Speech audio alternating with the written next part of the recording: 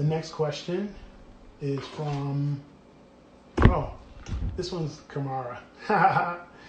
She writes here, if you're looking to build a relationship that begins with a friendship, but you want to practice celibacy until marriage, or at least until you have developed a deep connection, or you're comfortable in the way that you are with the person, when should you share with the person that you're involved with that you want to remain celibate until you're married?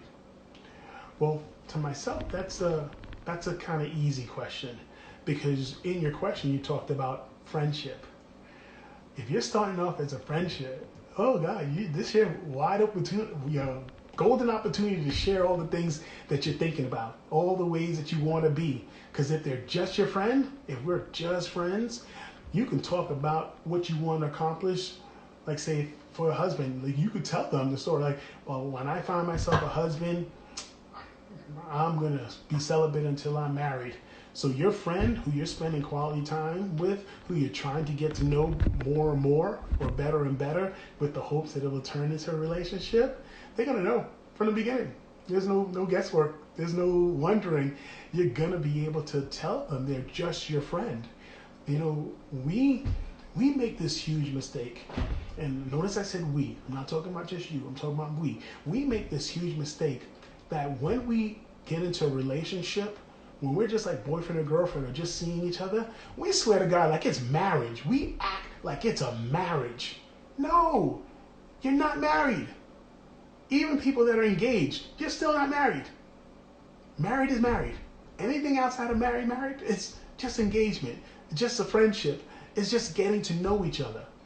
In the midst of getting to know each other, that's what you're supposed to do. Get to know each other. Find out where they stand, how they feel about things, and don't get upset for them being themselves. You're just getting to know them. So don't get caught up with they're not doing it the way that you prefer. No, that's not a relationship. That's a dictatorship. You need to be this particular way if you want to have me in your life. Nah, that doesn't work. You're supposed to be getting to know each other. Now, if you have a preference of how you want particular things to go, share that. Let them know.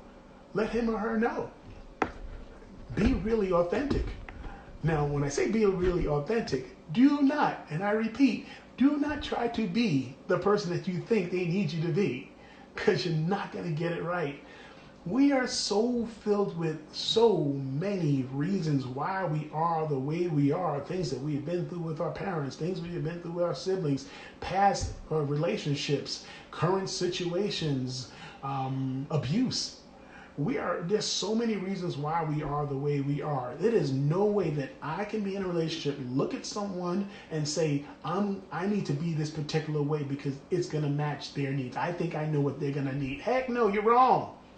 Completely wrong. There's no way you can guess that. Because you don't know if that person needs a firm word or someone that's going to stand up. You don't know if they're going to need someone that's going to back down when confrontation comes. You don't know. You have no clue. Even when you body shame yourself, when you look at yourself and you don't see yourself as beautiful just the way you are. So what, you got extra pounds? So what, you got a scar? So what, you got a situation with your leg? So what, you have, you're saying like, there's a lot of different things. You don't know what that other person needs. I remember reading a book called Letters to Philip, and I'm going to paraphrase it. Letters to Philip. It talked about how there was a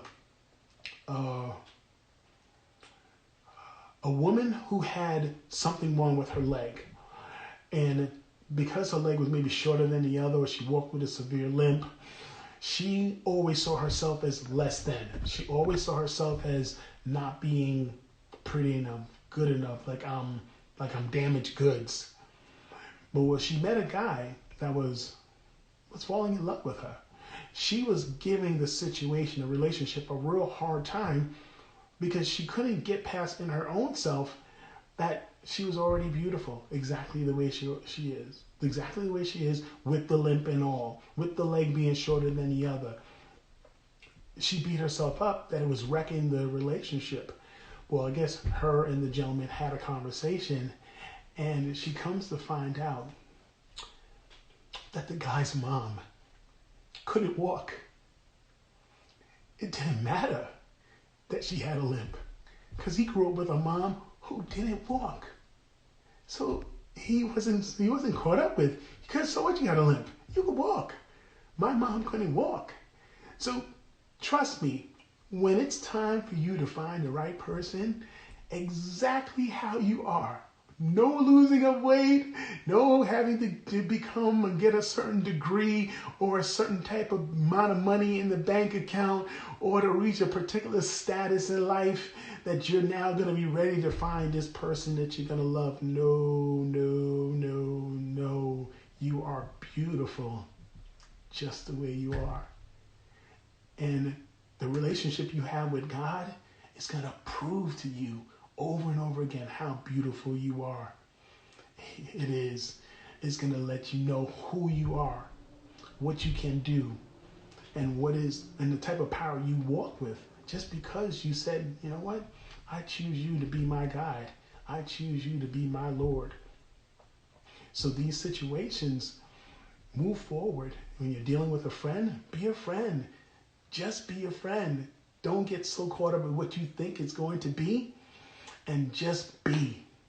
And just be. Enjoy getting to know each other, because that's all it is. Prior to you getting married is you just getting to know each other. All right? So hopefully that helps.